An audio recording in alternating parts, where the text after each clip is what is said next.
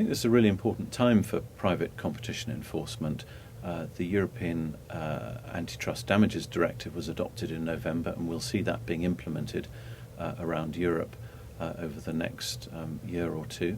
And that will have a big impact on things like disclosure in particular, but also time limits, the allocation of liability between cartel members and so on.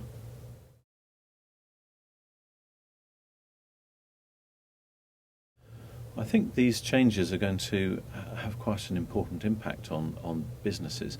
It's not just the damages directive. There are rules on collective claims, for example, going through or in place in a number of countries. And I think we'll see businesses becoming increasingly aware of the risks of facing damages claims, and also of the opportunities that they have to recover money if they've been on the receiving end of anti-competitive practices, such as cartels, and have overpaid. And a number of companies around Europe are already very proactively looking for opportunities to get money back.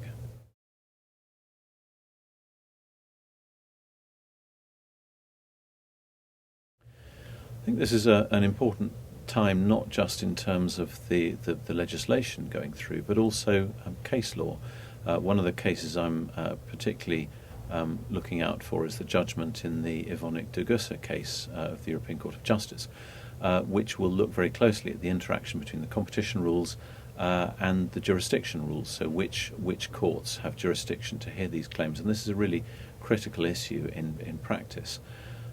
I think that there are a number of cases going through in the national courts, in the Dutch courts, the English courts, the MasterCard litigation, and also the air cargo case will set some very important principles, I think.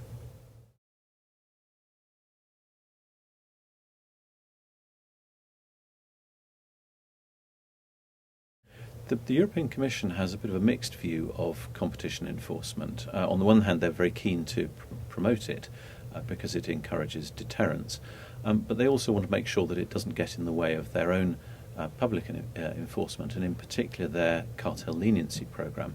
And so they've been steering a very careful path, for example, in the directive, between providing disclosure of information, or ensuring that there is disclosure of information, and ensuring that their leniency information is protected.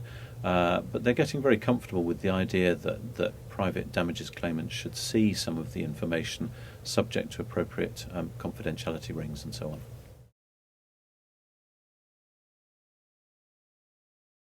Well, the IBC conference on private enforcement is going to be a great opportunity to explore some of these issues. So there's a good lineup of speakers covering the range of these issues around Europe, and I'm looking forward to listening to some of them as well as attending as a speaker.